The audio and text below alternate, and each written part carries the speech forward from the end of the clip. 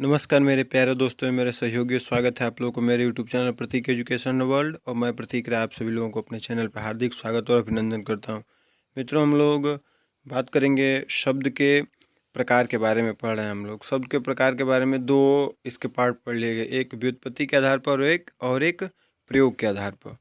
व्युत्पत्ति के आधार पर पढ़ा गया है व्युत्पत्ति यानी कि रचना। रचना के आधार पर हम लोग पढ़े हुए हैं, 3 प्रकार के शब्द पढ़े हुए हैं।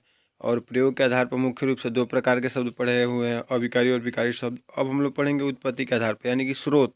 ये इनकी जो उत्पत्ति का मतलब क्या, यानी कि उद्भव कहाँ से हुआ, ये प्रारंभ कहाँ से हुए, इनके स्रोत कहाँ से मतलब हम जो भाषाओं को प्रयोग करते हैं उन भाषाओं को कहाँ से हम अपने जीवन में लाए हुए हैं, उन चीज़ों के बारे में समझा जाएगा। तो चलिए, उत्पत्ति के आधार पर हम लोग समझते हैं। उत्पत्ति के आधार पर शब्दों के भेद। तो शब्दों की उत्पत्ति अथवा उनके उद्गम स्रोत के आधार पर शब्दों को 4 भागों में बांटा गया है। उद्गम यानी कि जहाँ से ये प्रकट हुए हैं, ठीक है। इनको कितने भागों में बांटा गया है? 4 भागों में बांटा है। कितने भागों में बांटा गया है? 4 भागों में बांटा गया है मित्रों, ठीक है। ध्यान रहे आप लोगों को, 4 भागों में बांटा गया है। कितने भागों में बांटा गया है? 4 भागों में बांटा गया है। ये देखिए कौन कौन शब्द हैं। तो ये शब्द आपके हैं तत्सम शब्द, तद्भव शब्द, देशज शब्द और विदेशी शब्द। ये कौन है? 4 हैं। 4 कौन कौन है? एक आपका तत्सम, एक तद्भव, एक देशज और एक विदेशी। 4 प्रकार के हम जो भी शब्द हिंदी में, हम हिंदी की बात कर रहे हैं, तो हिंदी में हम जो भी शब्द प्रयोग करते हैं वो 4 प्रकार के शब्दों का प्रयोग किया जाता है, ठीक है। और जो ये एक तत्सम हो गया, एक तद्भव हो गया, एक देशज हो गया और एक विदेशी हो गया। चलिए इनके क्रम को हम आगे समझते हैं और जानते हैं मित्रों, ठीक है। चलिए हम लोग बात करेंगे तत्सम शब्द। ये तत्सम शब्द होता क्या है? तो तत्सम शब्द होता क्या है, सबसे पहले इसके बारे में डिटेल से पढ़ा जाए।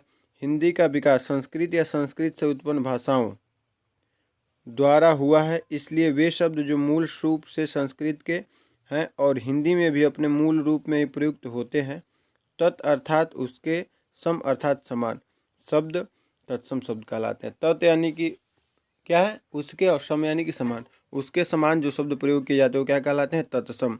यानी कि हिंदी के रूप में प्रयोग किए जाते हैं किंतु वो संस्कृत में होते हैं, ठीक है।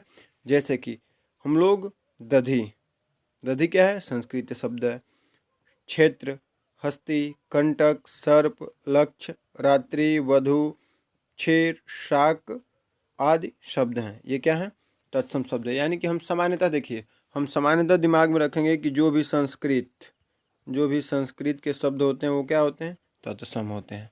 क्या होते हैं? तत्सम होते हैं। यानी कि जैसे कि अभी चलिए तद्भव पढ़ेंगे तो हम लोगों को सारी मतलब जो भी शंकाएं हैं वो क्लियर हो जाएंगी। तो चलिए हम लोग पढ़ते हैं, अब तद्भव पढ़ेंगे। कौन से शब्द होते हैं? ये संस्कृत के होते हैं। किसके शब्द होते हैं? संस्कृत, ठीक है, संस्कृत के शब्द होते हैं। अब चलिए तद्भव पढ़ते हैं। हम तद्भव पढ़ेंगे तो सारी जो भी हम लोगों को शंकाएं थी वो एकदम क्लियर हो जाएंगी। अब देखिए तद्भव क्या होता है। तो तद्भव आपका क्या होता है, इसको देखा जाए। तद्भव आपका होता है कि वे शब्द जो संस्कृत से हिंदी में आए परंतु धीरे धीरे परिवर्तित हो गए, ऐसे शब्दों को तद्भव शब्द कहते हैं। इतना डिटेल में समझने की कोई ज़रूरत नहीं, सीधी सी बात हम लोग समझते हैं कि जैसे कि अब आप समझिए, हम लोग नेत्र, नेत्र है ना, नेत्र, और एक बोलते हैं आँख, एक बोलते हैं आँख, बोलते हैं ना, एक नेत्र बोलते हैं और एक बोलते हैं आँख।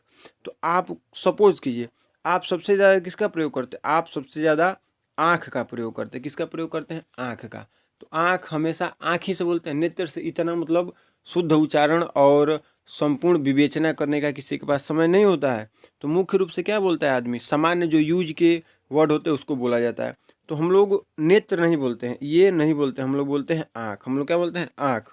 यानी और इसका संस्कृत रूप क्या है? नेत्र। तो जो यह नेत्र है ये है तत्सम और ये जो आँख है ये है तद्भव। यानी कि जो दैनिक जीवन में अत्यधिक प्रयोग की जाने वाली हिंदी की जो शब्द हैं वो क्या है? तद्भव हैं। और जो संस्कृत रूप से वो क्या है? तत्सम है। मित्रों आप लोग क्लियर? जैसे दधी, दधी से हो गया दही, इसी को संस्कृत में दधी बोलते हैं और हिंदी में क्या बोलते हैं? दही बोलते हैं। हम लोग खेत, खेत खलिहान बोलते हैं ना, लेकिन इसको संस्कृत में क्षेत्र बोला जाता है। हस्ती है, हाथी को हस्ती बोलते हैं संस्कृत में, हिंदी में हाथी बोलते हैं। कंटक माने कांटा, हिंदी में इसको कांटा बोलते हैं। सर्प माने सांप, और सांप का जो हिंदी है वो हिंदी है, यानी कि तद्भव है। और सर्प क्या है? तत्सम है। इस तरह से लक्ष्य माने लाख होता है, संस्कृत में होता है, लेकिन उसका तद्भव रूप में क्या हो जाएगा? लाख हो जाएगा। यानी कि जो हम लोग दैनिक जीवन में जो शब्द प्रयोग करते हैं वो होते हैं तद्भव। अत्यधिक मतलब उसको यूज में लाते हैं। यूज में जो शब्दों को हम अपने डेली के रूटीन में बोलने की भाषाओं में प्रयोग करते हैं वही हमारे क्या होते हैं, तद्भव। और कम प्रयोग किया जाता है, जैसे शुद्ध, जैसे एकदम विशेष रूप से बोलना हो, नेत्र, नेत्र की ज्योति, आँख की ज्योति। लेकिन हम लोग नेत्र की ज्योति बोलेंगे, बहुत कम बोलते हैं। तो आँख बोलेंगे तो क्या है, ये तद्भव है। चलिए अब इसके आगे को समझते हैं। आगे क्या है, आगे आपके आएंगे देशज शब्द और एक विदेशी शब्द। तो चलिए अब आगे पढ़ते हैं। देशज शब्द, देशज शब्द, ठीक है।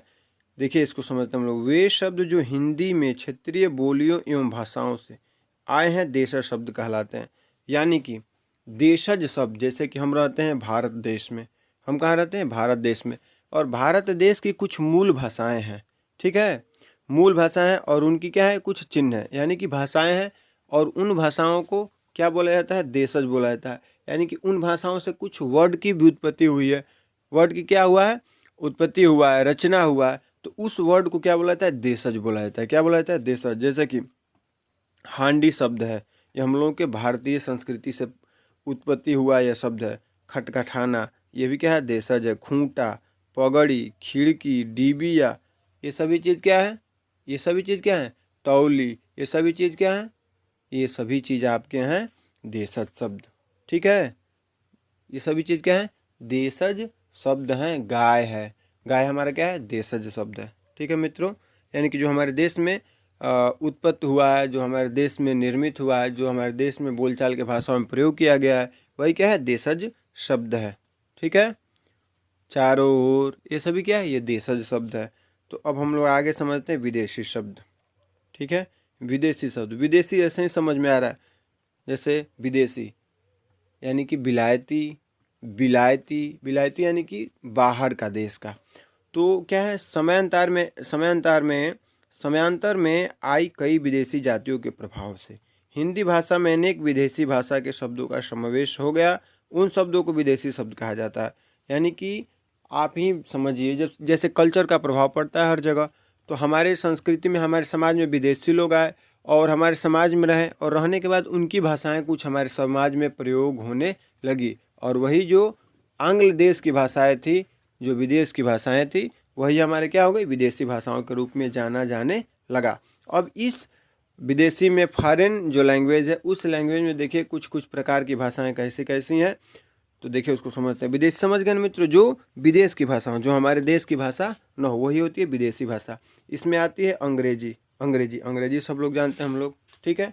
अंग्रेजी, कॉलेज, जो हम लोग कॉलेज बोलते हैं ना, वो अंग्रेजी भाषा है। पेंसिल बोलते हैं ना, ये भी अंग्रेजी भाषा है। रेडियो भी अंग्रेजी, टेलीविजन, डॉक्टर, टिकट, ठीक है। मशीन, ट्रेन, ठीक है, ट्रे, ये सभी चीज़ क्या है, ये सभी चीज़ आपके क्या हैं, विदेशी शब्द हैं, ठीक है।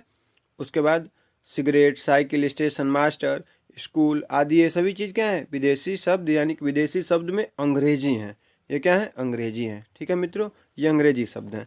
अब इसके बाद समझते हैं हम लोग फारसी शब्द। फारसी शब्द, फारसी शब्द देखिए, अनार, चश्मा, जमींदार, दुकान, नमक, नमूना, बीमार, रुमाल, किताब, ज़मीन आदि। यानी कि जहाँ पे ये नुक्ता लगा हो, ये बिंदु, वो क्या है, फारसी शब्द होते हैं। उसके बाद अरबी, अरबी, अरबी औलाद, अमीर, कलम, कानून, रिश्वत, औरत, कैदी, मालिक, गरीब आदि, ये सभी चीज़ क्या है, अरबी, यानी कि अरब की भाषा है। ये फारसी, ठीक है, ये फारसी भाषाएं हैं, ये है अरबी भाषा है। और उसके बाद आते हैं उर्दू। उर्दू अखबार, आवाज़, आराम, अंदर, अफसोस, ये सभी चीज़ क्या है, उर्दू भाषा है। ये सभी चीज़ क्या है, उर्दू भाषा है।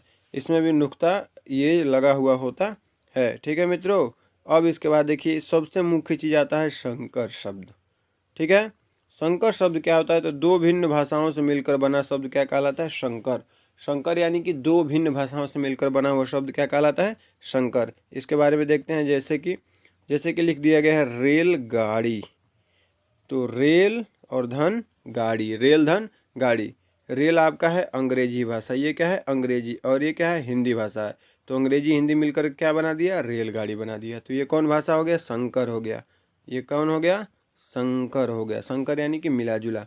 चलिए नाका, ठीक है, नाका, और ये हो गया बंदी, नाका, और ये हो गया बंदी। तो बंदी आपका फारसी शब्द है और नाका भारतीय है, ठीक है। नाका क्या है, फारसी, सॉरी, नाका है आपका फारसी शब्द और बंदी नहीं, नाका है आपका हिंदी शब्द और बंदी क्या है, फारसी शब्द। तो ये हो गया नाका बंदी। ठीक है मित्रों, तो आशा आप लोगों को मेरा वीडियो अच्छा लगा होगा, तो लाइक ज़रूर